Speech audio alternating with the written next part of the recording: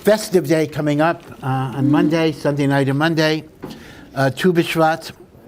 So I want to explain a little bit, two things.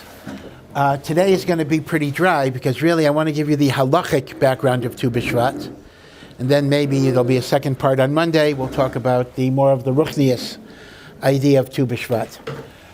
Tu B'Shvat in the Gemara is a very undramatic day. It does have significance, but the significance is a very, very technical sense. The first Mishnah in Rosh Hashanah tells us, Arba Rosh Hashanahim Haim. There are 4 days of the year that are called Rosh Hashanahs, beginning of the year. The first Rosh Hashanah is Rosh Chodesh Nisan. Nisan is a Rosh Hashanah. In what way is Nisan a Rosh Hashanah? So the Gemara explains that it's the Rosh Hashanah for a Melech, meaning a Jewish king. That even if a Jewish king became king on the 29th of Adar, once Rosh Chodesh Nisan comes, he is now in his second year. He has finished his year, and the year will begin anew every Rosh Chodesh Nisan. So that would mean that you can have two kings. One king became a king at the very beginning of the year, Tishrei, and one became a king right before Nisan. Both of them are entering the second year when Nisan comes. It's a lockstep type of thing. That's called Rosh Hashanah for Malachim. The second Rosh Hashanah, yeah. What was the reason for that? Well, the Gemara has psukim for it. It shows through the chronology of the kings. I mean, the reason for it, the logic is that Nisan is considered to be really the beginning of the Jewish year. Throughout the Torah, the years change in Nisan, not in Tishrei. The second Rosh Hashanah is Rosh Chodesh Elul, and this is a Rosh Hashanah for Meiser Behema. Now, what is Meiser Behema? Meiser Behema is not a mitzvah we do today. It only applies when there was a Beis HaMikdash. We don't do Meiser Behema at all. But in the time of the Beis HaMikdash, you had to give 1/10 of your sheep, goats, and cows, your kosher animals, that would be brought as a korban to the Beis HaMikdash. The way you would do it is, if you had a corral, you'd have a gate, and the animals would be counted, 1, 2, 3, 4, 5, 6, 7, and the 10th animal would be hit with a stick with red paint, and that's the one that would be Meiser Behema, and you keep on doing it. So if you have 1,000 animals, keep on doing it 100 times, and that's going to be Meiser Behema. But the halacha of Meiser Behema is that every year the Meiser must be calculated separately. By that I mean the following. Let's imagine I have 5 sheep that were born in one year and 5 sheep that were born in another year. They don't combine to create a chiyuv of Meiser Behema. That's one aspect of it. The other aspect is, let's say I have 10 animals of year 1 and 10 animals of year 2. I still can't combine the 20 and simply give 2 out of the 20 because you have to give for each year on each year. So I can't give 2 of the new year to cover the Meiser of year 1, and I can't give 2 of the old year to cover the Meiser of year 2. You have to have a separate measurement, right? This is called Chadash and Yashan. You cannot give Meiser from the new to cover the old, and you cannot give Meiser from the old to cover the new. So the question then becomes, what is the demarcation point for Meiser Behema? So interestingly enough, again, the Gemara gives reasons for this. The definition of a new year is Elul, meaning to say, if 5 sheep were born, not Tishrei, if 5 sheep were born before Rosh Chodesh Elul, and 5 sheep were born after Rosh Chodesh Elul, although it's the same calendar year, they are not mitztaref. And similarly, if I have 10 and 10, I cannot separate Chadash on Yashan and Yashan on Chadash, even though they're the same calendar year. And the Gemara says this is really based on a breeding season, that the breeding season of sheep and cattle tended to be around Elul, so that was considered to be the new year for cattle. The third Rosh Hashanah is Tishrei, our familiar Rosh Hashanah. Of course, it's very interesting that the Torah never describes Rosh Hashanah as Rosh Hashanah. The Torah simply says, very strange, the first day of the 7th month you shall make a holiday in which you blow shofar. The 7th month, because you're counting from Nisan. Nisan, Iyar, Sivan, Tammuz, Av, Elul, Tishrei.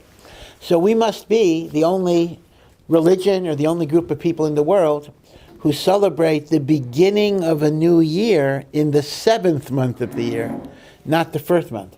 How do you compute that? That's kind of difficult. The new year begins in the 7th month of the year.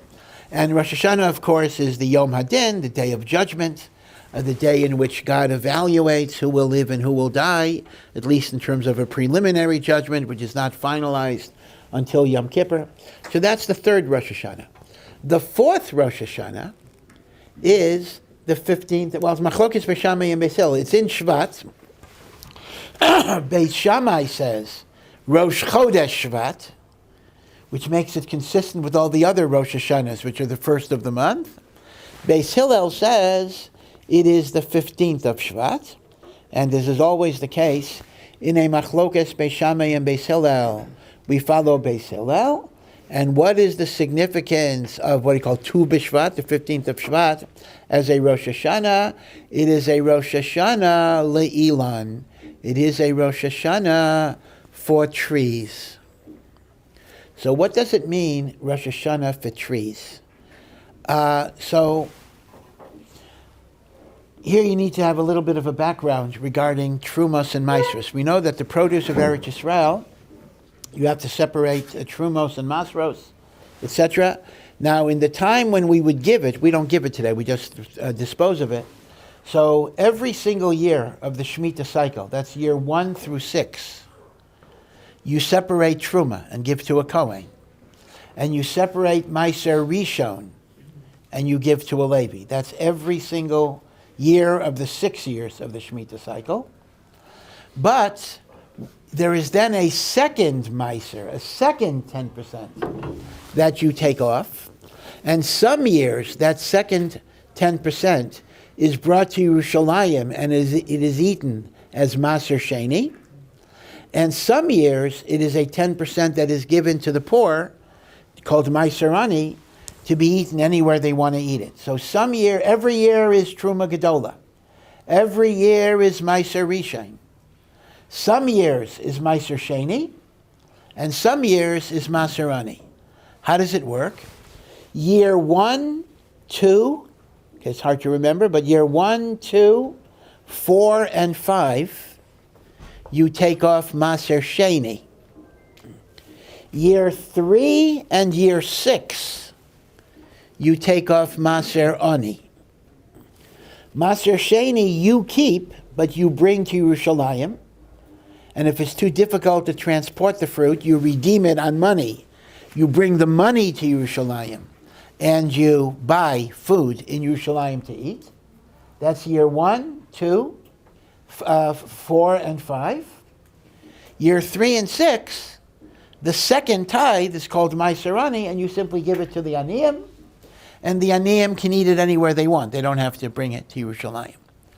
What about Shemitah itself, right? Because we covered 1 to 6. What about Shemitah? So Shemitah produce, there is no Truma and Meiser at all, because since everything that grows during Shemitah is Hefker, everybody can take it. So there's no need for the particular gifts that we give to Kohanim, Leviim, and the poor, because everybody has access, right? That's the halacha, that the produce of Shemitah is not chayav in Trumos and Masros. That's kind of a freebie Hashem gives you. So if, for example, you're walking by and you see an apple tree during Shemitah in somebody's yard, number 1, you are allowed to take the fruit. It's not stealing. And number 2, you don't have to separate Trumos and Masros. Now, the issue is this. What events, so it's very important to know what year produce belongs to. Because if it belongs to year 2, let's say, you would take Meiser Sheni off it. If it belongs to year 3, you would take Meiser Ani. If it belongs to year 7, you don't take anything off. So, what event in the life of agricultural produce determines what year it belongs to? So again, this gets a little complicated. There's a difference between grain, between vegetables, and between fruit. Grain is allocated to the year in which it reached a third of its ripening, because that's the point of minimal edibility. It's edible at a third of its growth. So even if so let's say if it reached a third of its ripening in year 2, even if 2/3 was in year 3 and the harvesting was in year 3, it is actually year 2 produce. And the meiser you take off is meiser sheni, not meiser ani. This is called hava'as shalish. When grain brings a third of its ripening, that is the year it belongs to. Vegetables are assigned to the year of their harvesting, their actual harvesting. So this is the opposite scenario. If you're growing tomatoes and the tomato was 95% ripe in year 2, but it was not picked until year 3, it's a meiser ani year. It's a year 3 produce and not a year 2. Okay, so grain is based on hava'as shalish. Yerakos, vegetables, are based on lakita. And what about fruit? So fruit is based on a third criterion, and that is called chanata. Chanata means budding. Now, those of you that have experience with fruit trees, and I have to admit my experience is not particularly great, is a typical fruit tree produces a flower, and then eventually the flower kind of falls out, and there's a little bud that was in the flower, and from that bud, when the sap comes up in the tree, the bud is going to turn into a fruit, right? So chanata is the appearance of the bud after the flower drops off, from which the fruit will generate. So that's a very early stage in the fruit. That's not even 1/3. That may be 10% of the fruit, whatever it is. But chanata is what is koveya. So if there was chanata in year 2, but the growth of the fruit and the harvesting was in year 3, it still belongs to year 2. Okay, so we have these 3 shiurim. For grain, grain is assigned to the year of hava'at shalish. Yerakos are assigned to the year of lakita, and peiros are assigned to the year of chanata. By the way, this is equally true as to whether it's a Shemitah fruit. In fact, I need to, based on what we just said, I need to qualify an example I gave you. I gave you an example that if I walk by an apple tree during Shemitah, I am permitted to take the apple because the fruit of Shemitah is hefker. Well, not necessarily so. In fact, at this time of year, I wouldn't be allowed to take the apple tree. The reason is because if the budding of the fruit occurred before Shemitah, it is not a Shemitah fruit, it's a 6th-year fruit. And I'm not allowed to take it. That's why it's only going to be in the latter part of Shemitah you could take the apples, because then we would say that the budding occurred afterwards. Okay, so it's very important that this rule, that fruit is assigned based on budding, applies both in terms of trumas and masros and in terms of whether it's Shemitah. Same thing with grain. Grain is not Shemitah grain if 1/3 of its growth was prior to Shemitah. You see? In other words, all of these rules will apply not only for trumas and masros, they will apply for Shemitah purposes as well. Yeah. So if I see a tree with the fruit right after Tu B'Shvat, it wouldn't be okay to take. It has to be a few days or something, because you know that the budding was probably before. Well, even a few days. I mean, Like a month or something. yeah, you have to wait a pretty long time. Maybe a few months. Yeah. Is there like a specific time for these things to take place, or is it like depending on the fruit? No, each thing is different. Each tree is different. Now here's the thing that's more complicated. All right. So number one, the event that determines the year is different for grain, vegetables, and fruit. But there's another complication. When is the year a new year? Now, when does the year change? So, for grain and vegetables, It's pretty simple. The year changes Tishrei, Rosh Hashanah of Tishrei. So again, that means to say, in other words, a vegetable that is harvested after Tishrei belongs to the new year. A vegetable that was harvested before Tishrei belongs to the old year. If grain reached a third of its growth before Tishrei, even if you harvested it later in the new year, it belongs to the old year. And if the grain reached a third of its growth after Tishrei, it belongs to the new year. Okay, so in terms of change of year, Tishrei is your change of year for your rakos and for grain. But when it comes to trees, not only do we have a different event, budding, rather than Havah, Shalish, and Lakita, but we also have a different definition of the year. And this is the significance, we'll go with Beis Hillel, of the 15th of Shvat. That the 15th of Shvat, for reasons I'll discuss in a moment, is the new year, the changing of the year for trees. That means to say, let's take, for example, an apple tree. If an apple tree budded, or if the fruit budded before Tu B'Shvat, it belongs to the old year, although you're already in a new year. Let's say, for example, okay, I don't want to use Shemitah for an example yet. Let's talk about Tufshin Pei Aleph. Tufshin Pei Aleph was year number 6 in the Shemitah cycle, 5781. Now, let's imagine that a tree produced a bud in 5781 before Tu B'Shvat of 5781. That tree, that fruit, actually belongs to 5780, year 5 rather than year 6, because the change of year does not take place with respect to Peiros until the 15th of Shvat. Even though the 15th of Shvat is already well into the new year, for Peiros, it belongs to the old year. Now, the reason the Gemara says for this is, the Gemara says that Tu B'Shvat is the time of the year when all of the new sap has risen in a tree to produce new fruits. So that becomes kind of the new year for the tree. Now, if you superimpose Shemitah on top of Tu B'Shvat, you actually get a very, very interesting anomaly and complication. Because let me explain what the issue is. Although Tu B'Shvat is very relevant for the Trumas and Maasros cycle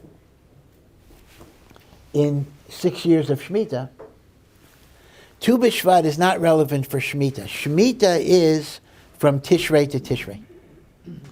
Tishrei to Tishrei is Shemitah. And that's true for fruit, that's true for vegetables, that's true for grain. Shemitah to Shemitah, and trees do not have a special Tu B'Shvat thing. So now, what that means is the following. If you work this out, you picture this. This may be a little difficult to picture. That actually means that year 1 for fruits is a long year, and year 6 for fruits is a short year. Meaning, for vegetables and grain, every year of the Shemitah cycle is 12 months. 12 months, 12 months, 12 months, 12 months, 12 months. But for trees, it's not going to work that way, because here's the thing. Shemitah for fruits is the same as Shemitah for everything else, Tishrei to Tishrei. So now, Shemitah is over, right? Tufshin Pei Gimel, Shemitah is over. So any fruit that buds after Shemitah is a year 1 fruit. But year 1 is not going to end until Tu B'Shvat into the next year. So as a result, the Peiros, whose Chanata will allocate them to year 1, are all Peiros that have Chanata from Rosh Chodesh Tufshin Pei Gimel until Tu B'Shvat of Tufshin Pei Daled. And then, for year 2, you'll have 12 months. between Tu B'Shvat of Tufshin Pei Daled and Tufshin Pei Hey, that'll be a year. Now, the 6th year, you got the same problem.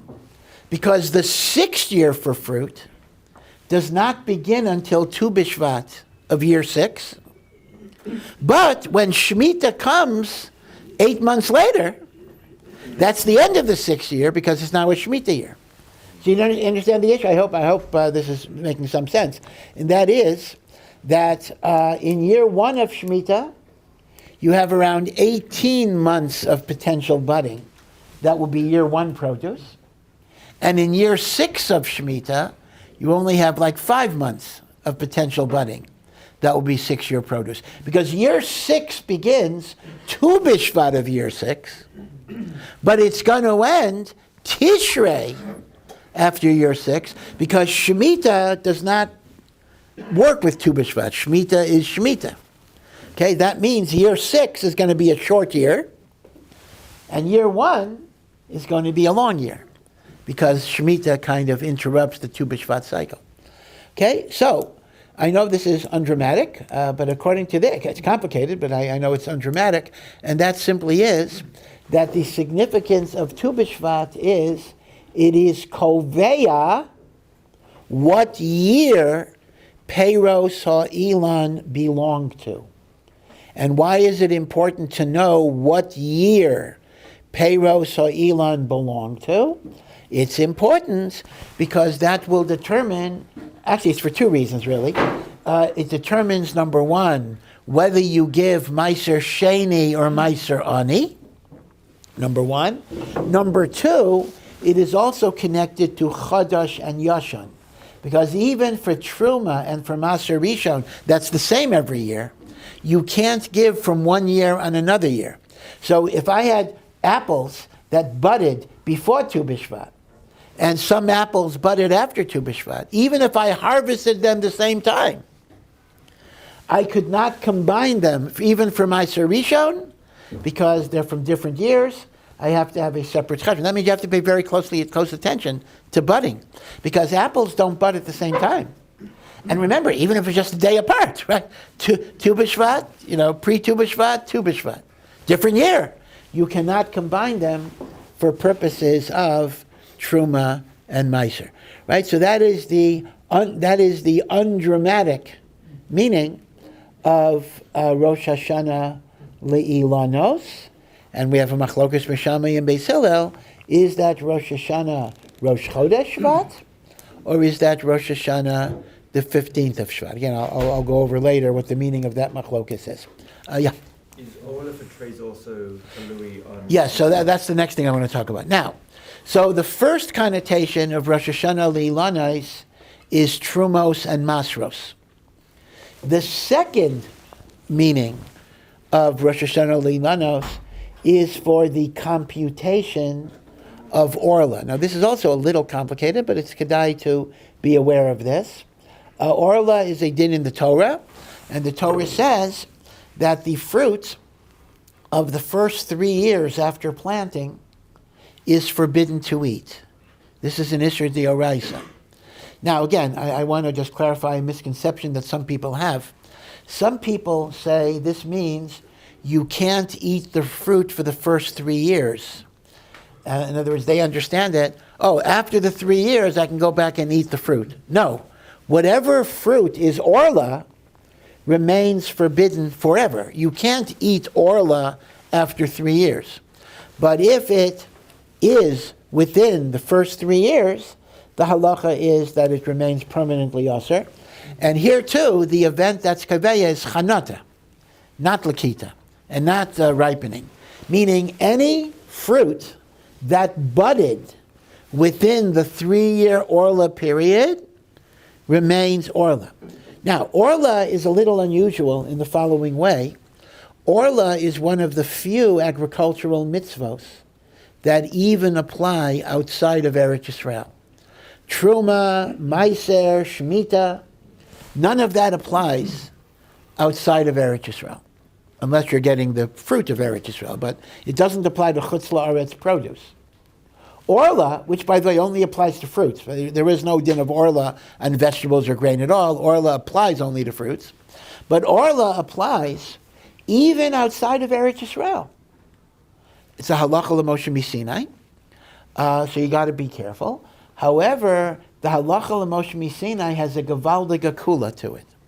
And that is, the halacha l'Moshe Sinai says that in chutz la'aretz, only vadai Orlah is aser, but if you are in doubt, you are permitted to be mekel. Now this is a big exception, because the normal rule would be, for an iser d'oraisa, Safek d'oraisa l'chumra. If I don't know if something is Orlah, like in Eretz Yisrael, I have to be machmer. That's why any hashgacha you have in Eretz Yisrael will tell you, naki michashash Orlah. Now, whether you trust the hashgacha or not, that's a separate question. I'm not addressing that. But certainly, a hashgacha in Eretz Yisrael must certify that the produce is Orlah free. In chutz la'aretz, you don't need that certification. I can buy an apple, even though maybe it's Orlah. Yeah, maybe it's Orlah. But in chutz la'aretz, the halacha l'Moshe Sinai only asers vadai Orlah. It does not aser safek Orlah. So that's one thing you need to know, the difference between Eretz Yisrael and chutz la'aretz. Another interesting thing to know is that the Orlah clock can get constantly reset every time things are replanted. Now today, if you wanted, let's say you wanted an apple tree in your backyard. Today, nobody is going to take, like Johnny Appleseed, nobody's going to take apple seeds and put them in the ground and wait for a tree to grow. That takes too long. Very, very few, certainly recreational gardeners do not grow trees from seeds today. I mean, somebody has to do it, but generally speaking, what you do is you buy a sapling. You buy an existing young tree, and it gets replanted in your backyard, and then you get apples. The thing you need to know is, even if it's already a tree that may have been growing fruit for 10 years, if it's uprooted and replanted, it's a new replanting, and the years of Orlah have to start again. And 3 years of the fruit may be prohibited to you. Now, it all depends. If it was uprooted with just roots, and you're simply planting it, then the clock starts again. If, on the other hand, it gets uprooted with soil, a lot of soil, as is often the case, there's like a ball of dirt, so it depends if it's capable of living, if the tree is capable of living for a month, different shiurim exactly, then it's considered to be a continuation of the original duration. So if the Orlah years have already passed, you don't have a problem. So if any one of you is interested, of course during Shemitah you can't do this anyway, you wouldn't be allowed to replant a tree during Shemitah. So this year you're not going to have this shaila. But after Shemitah, when we'll get back to planting, if any of you are gardeners, if any of you replant, buy saplings, fruit trees, and replant them, be aware, and this is true in chutz la'aretz as well, that potentially you may have an Orlah shaila, even if the tree is much older than 3 years, because of that, right? So that's something to be aware of. Yeah. Is grafting considered planting, or does the original root count as a plant? Well, grafting is different forms. Describe to me what process you're talking Cut about. off the top of it, and then you put the... Yeah, that's a new planting. That is a new planting, and that starts Orlah again. Okay? All right, now, here is the thing with Orlah.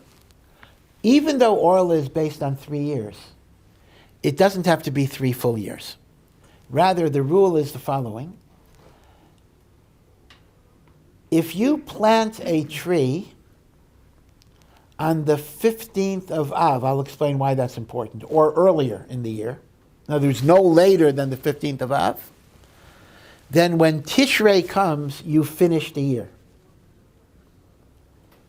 So, if you plant 15th of Av,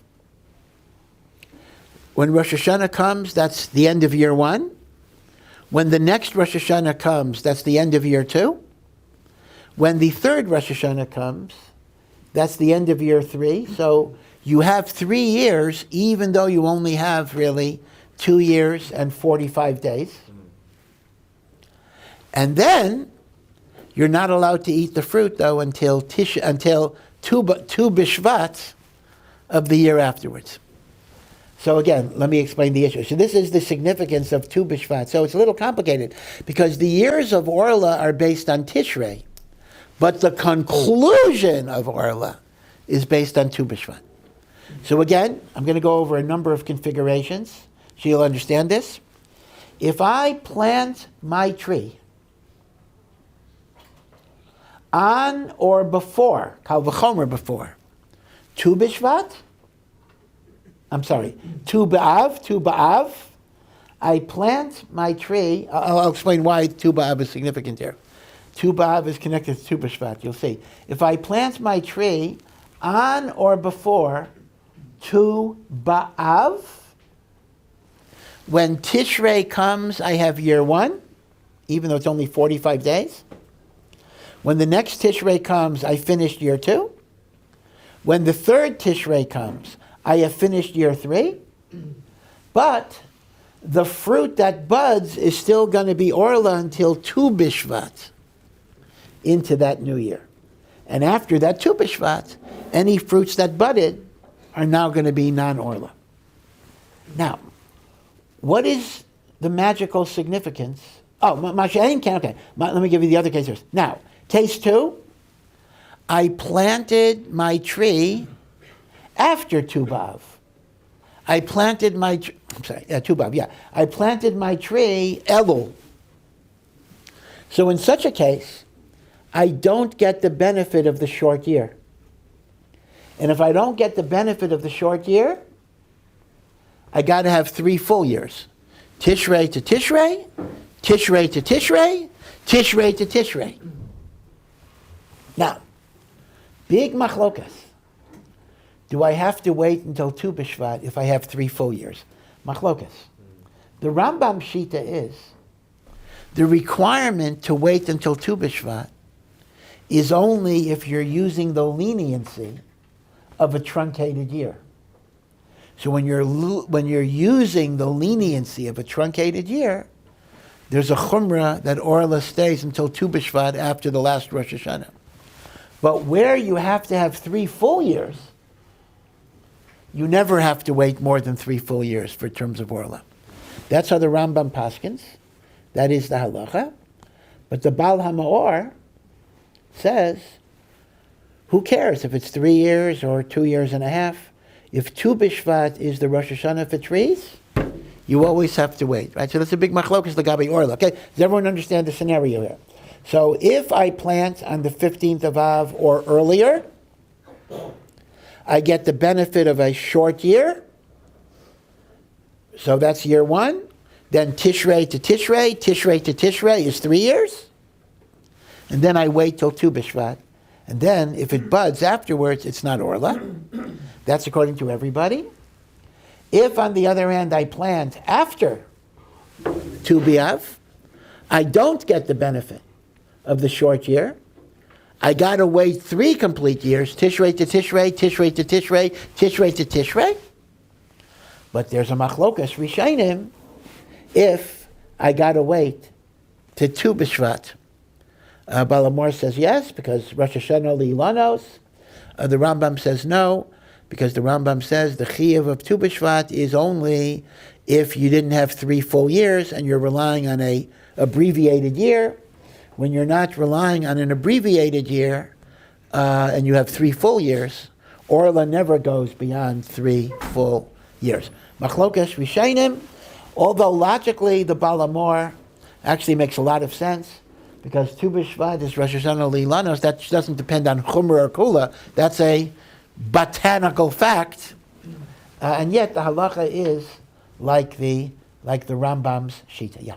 Is Orlah considered a chok, or do we have like a basis behind the reason? Well, we don't really have a definite reason. I mean, some of the reasons that are given are actually health related, which are always weak reasons, and that is the fruit that a tree produces in its early years tends to not be very good quality. Again, that's kind of a weak reason, because obviously when you replant saplings, you don't have that problem. It's already been producing good fruit for a number of years. So we can call it a chok. By the way, according to the Mishnah, Orlah is supposed to be burned. And yet the minhag is we don't burn our Orlah, we just throw it away. So the Stipler has a whole tshuva like, it's a big tzarachian. Why don't we actually physically burn Orlah? And by the way, during Shemitah, the Mishnah says, during Shemitah, if I'm a farmer and I have fruit trees, but some of the fruit trees are Orlah, I have to put up a sign, what is Orlah, what is not. Because so the rest of the 6 years of Shemitah, I don't have to warn anybody. Because you don't have the right to steal. Meaning, I don't have to, if I have fruit trees, and some are Orlah, some are not, I gotta know. But I don't have to put up a sign for you, because you don't have the right to take the fruit anyway. So I don't need to warn a ganef that something is treif. But during Shemitah, when I, as a passerby, would have the right to take the fruit, assuming it budded, after Tishrei, after Shemitah, the owner is mechuyev to put up a warning: don't take fruit from this tree, because this fruit is Orlah. Because that he'd have to give a warning. Yeah. Does this also apply to trees owned by non-Jews? Yes. That would be nichlal in the halacha l'Moshe Misinai. There's chutz la'aretz and non-Jew. Yeah.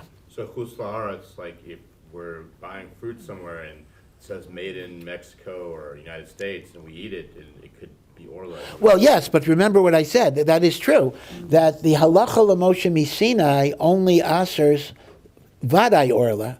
So if you don't know, you are allowed to eat it. That's the leniency, that the halacha, that doubtful Torah violations have to be strict, but dafka does not apply to Orlah. Right? So therefore, you can buy apples that might be Orlah, and you don't have to worry about it unless you know that it's Orlah. So in chutz la'aretz, the principal issue would be your own home gardening, where you kind of know what you did, but in terms of stores, it's nothing you have to worry about. In Eretz Yisrael, you do have to worry about it. Which is why, first of all, everything in Eretz Yisrael, right, we have to buy fruits and vegetables with reliable hashgacha for trumas and maasros. Orlah happens to be an issue as well. Now, Orlah only applies to fruit trees, so obviously there are going to be issues about bananas, different things, right? What are fruits? What are vegetables? It's similar to the issue of a bracha. When do you make borei prio eitz? When do you make borei pri adama? And there's more or less a correlation between the laws of brachos and the laws of Orlah, meaning that which has a borei prio eitz will be subject to Orlah, and that which is borei pri adama is not subject to Orlah, but the overlap is not 100%. So you can't, now even if you learned Hilchos Brachos, you can't automatically conclude that Orlah applies or doesn't apply. The criteria overlap, but they can also be somewhat different. Okay, so everyone understands the implication of how Tu B'Shvat impacts on the laws of Orlah. Yeah. What are some examples of things that don't overlap?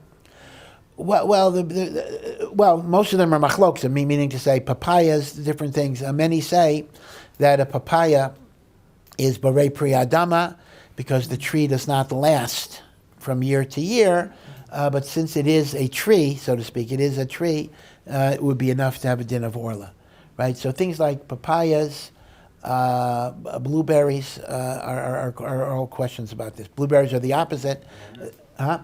So bananas would be a shiloh, but l'maisa we paskin there that bananas, since the banana tree does not have branches, so we paskin there's no din of Orlah on bananas, just like you make borei pri adama on bananas. Okay, so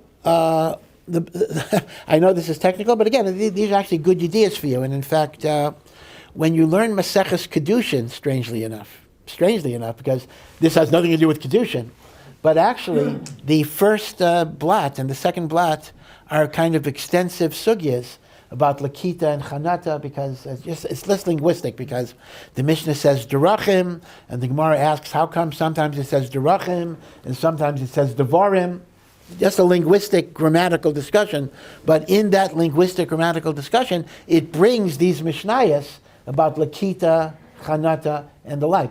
So this will help you a lot when you learn the first two blots of Maseches Kedushin. And when you learn Maseches Rosh Hashanah, even though we don't have a Gemara on Zerayim, but the first parak of Rosh Hashanah goes over all of these laws, Lagabi, the 4 Rosh Hashanahs. So you'll be able to understand that a little better as well. But be it as it may, it turns out that as far as the Gemara is concerned, there's no party, there's no eating of fruits, there's no Tu B'Shvat Cedar. Right? Where does that come from? So it really does not come from the Gemara at all. Oh, I'm sorry. I have to explain one final thing before I get to this. So I'll save the more spiritual messages in Mitzvah Hashem for Monday, which will be Tu B'Shvat itself. Why is the 15th of Av important, right? In other words, I mentioned in order to get the benefit of a short year one, you have to plant on or before the 15th of Av, because if you plant after the 15th of Av, you don't get that year, and your year goes Tishrei, Tishrei, Tishrei, Tishrei, Tishrei, Tishrei, and then a Machlokas Rishayim, you have to wait until Tu B'Shvat. So what is the significance of Tu B'Av? Now, Tu B'Av, we know, is a very, very festive day. But the significance for Orlah has nothing to do with the festive nature of Tu B'Av. It's based on the following idea. In order for a planting to be deemed to have occurred in a year, it must have been planted for at least 30 days. Something belongs to a year only if it was planted for at least 30 days. And we say it takes 2 weeks for a planted sapling to firmly establish its root structure in the ground. So as a result, in order to get a year one, there have to be 14 days to enable the root structure to grab hold, and then you need 30 days after that. So, in order to be a year one, I have to have planted my sapling 44 days before Rosh Hashanah. Because then I get 14 days of Klita. Klita is the roots attaching, and then 30 days of being planted. It happens to be, although there are no coincidences, that 44 days before Rosh Hashanah lands you on the 15th of Av. Memela, if I plant my tree on the 15th of Av, and Kal V'chomer, if I did it earlier than that, I got myself 14 days of Klita and 30 days of planting, of it being planted. So I get the benefit of a short year. Masha'ein kain, if I plant it after the 15th of Av, even if I got my Klita in before Rosh Hashanah, because 2 weeks before Rosh Hashanah, if I did it 2 weeks before Rosh Hashanah, I got Klita, I don't have a Netiyah of 30 days. And without the Netiyah of 30 days, I don't get the benefit of that year. And that is the magical significance of the 15th of Av. Yeah. If I planted a seed, would I still need the glitter? Yes, you still need Klita, because even then, the seed itself produces little offshoots that attach to the ground. Okay? So that is the significance. Now, the later minhagim of Tu B'Shvat, eating peiros, and even a Tu B'Shvat Seder, which is very, very interesting, that primarily comes from the Mekubalim, who saw in Tu B'Shvat a very, very deep spiritual idea, that Tu B'Shvat is the new year of the tree, but the Torah compares a human being to a tree. Ki ha'adam eitz hasada. We are an upside-down tree. An earthly tree has its roots in the ground, and it reaches up to Shemayim. We are the opposite. We're like upside down. Maybe that's why we're confused all the time. And that is, our roots are in Shemayim. Our neshamos come from Hashem. It's Hashem's breath. And as the Zohar says, when I breathe into somebody, a mouth to mouth, I'm giving of my essence, my life force. So our neshamos are rooted in Shemayim. But we're kind of, the branches are in this earth. And therefore the Mekubalim saw that Tu B'Shvat was a day of great spiritual awakening, great spiritual arousal, in which kochos of renewal are released within the human being. And as a result, there were many rituals, not only the eating of the fruits, right? Some eat the Shiva Saminim, and some eat up to 30 different types of fruits. Rav Chaim Vital right? Eating 30 different types of fruits. Actually, I think that the Tu B'Shvat Seder was mainly done by Sfardim and many Hasidim. It was not traditionally part of the Litvish yeshiva world, but for various reasons, it's spreading. Tu B'Shvat Seder has also become very popular in the Reform movement as environmental consciousness and back to the land and everything else. So it's kind of a strange group of people that commemorate this in different ways, not exactly the same way. But the truth is, if you look at the Reform Tu B'Shvat Seder, they bring in Rav Chaim Vital, they bring in mysticism and all sorts of things, but they enlist it for whatever their particular purposes are. So it's an interesting group of kind of unrelated people that make a very big deal about this. And Mr. Hashem, so on Monday we'll talk a little bit about the Tu B'Shvat Seder as the Mekubalim, the Talmidim of the Arizal, developed it. Okay? So, we'll see you.